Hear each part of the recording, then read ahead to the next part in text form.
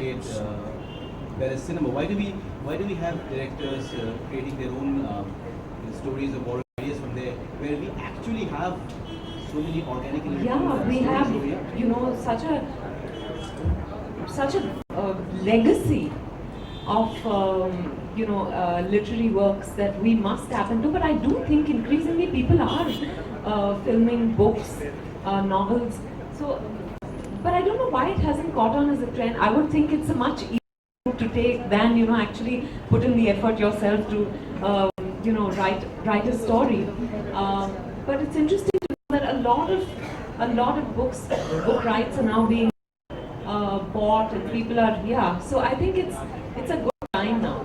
No, it's true. Like, I have my friends Ravi Subramanian, Mahendra Jakar. Their books have been bought. Their rights have been bought for things. Mike is there, Rekha. Both they are like creating such great kind of movies. So thank you very much for coming here anyway. No, I also think a lot of our, people don't know how to adapt a lot of our classical literary works. That's the, most often we've ended up making period films around those classics, based on those classics. Contemporary literature is only now being delved into. It's a pity because we have the stories. Yeah. And better written. And a lot of films that have been based on books have been extremely successful. Your first main feature, that was adapted from a book. Rekha's there, right there. Adapting books is kind of, So, how was your experience with that? You must have read the book and the script. I actually read a translated version of Parinita before I read the script. Or rather, I read the script first and then I read the translated version. And it's interesting because what they did is, even though we were making it as a period film, they adapted it to or within a certain period. So that defined a lot of goings on in the film, which I think was very interesting. Otherwise, I haven't really. I've read a couple of, for example, I read.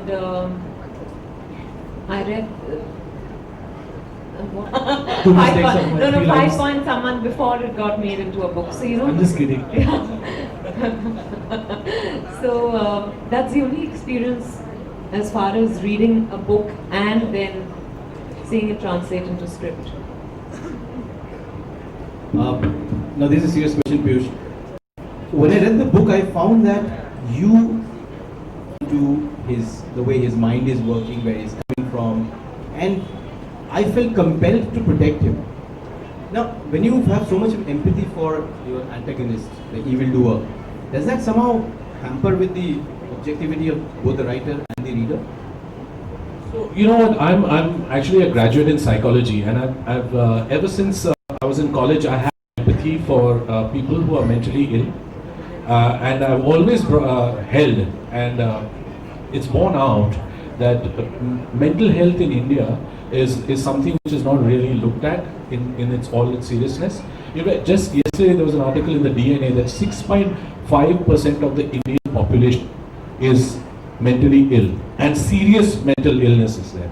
Okay, so to me, what happens is and I mentioned that in my afterword, that what happens is when there is some mentally ill person, you kind of in your family, you kind of push that person away, never talk about that person out in the open, and sort of look at it as some blight that has come onto your family, etc. That's our tradition. Culturally, we are very intolerant towards that. So my empathy will always be towards a person who is mentally ill, and I believe that a serial killer has also got a mental health problem, a mental illness. So my question is, where there is a person who is evil, his acts are evil, is it because he is an evil person, or is it because he is ill?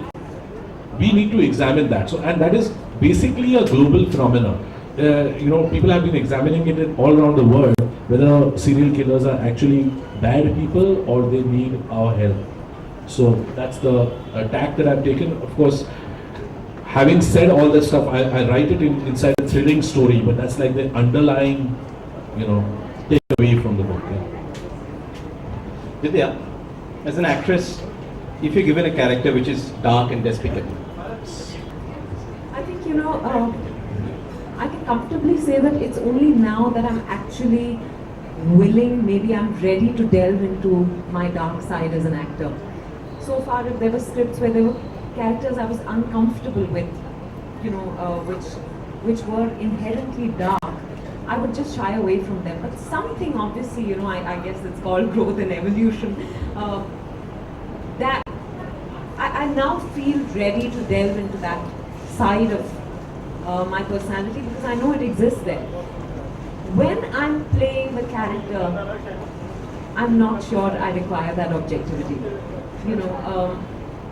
I haven't played that kind of dark character so far, so I don't know how, I'll really work within that. But having said that, with every other character, when I'm really playing a character, I'm really invested in her. At that time, I really believe in everything that she does. So I lack objectivity at that time, which I think is fine. That's the hallmark of a good As actor. long as when I come back home, I know that, if I'm playing a serial killer, I'm not going to... yeah. No method in that. Thankfully, hopefully. Piyush, in this particular film, in this particular book, sorry, I'm already talking about the film. You yourself admitted through one of the characters that the genre of serial killing fiction or the idea of a serial killer is not taken very seriously in India, in the Indian context.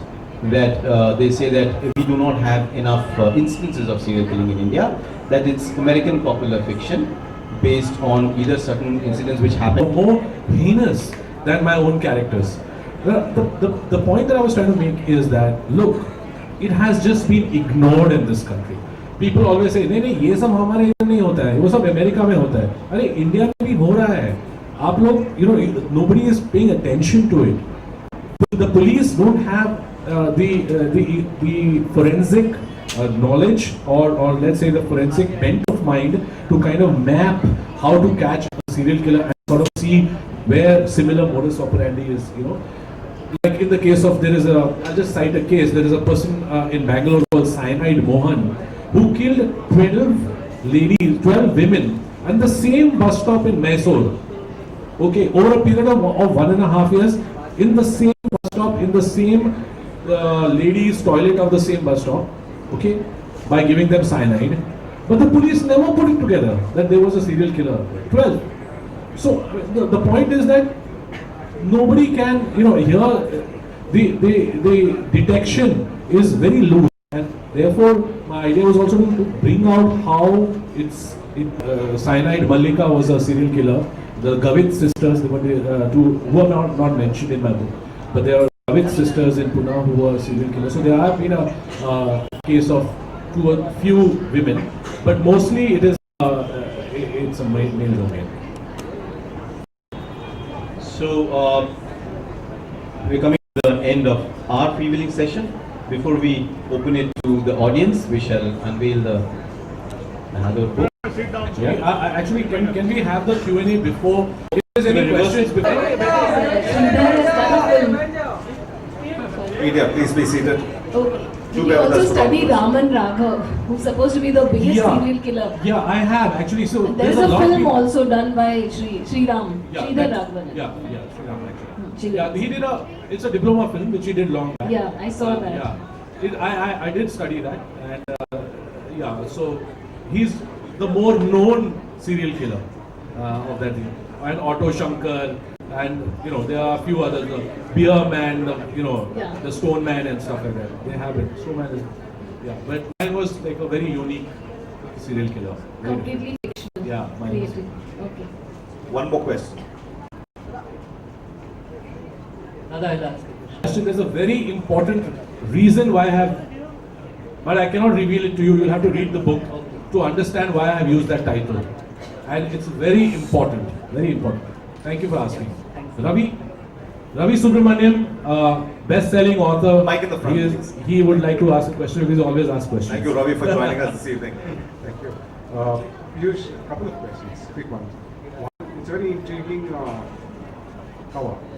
And who's the model what I don't know. It was done by the designer in Delhi in conjunction with me. So It's fabulous. And Thank is you. it a part of the series or is this a standalone book? if it does well, then it'll become a series.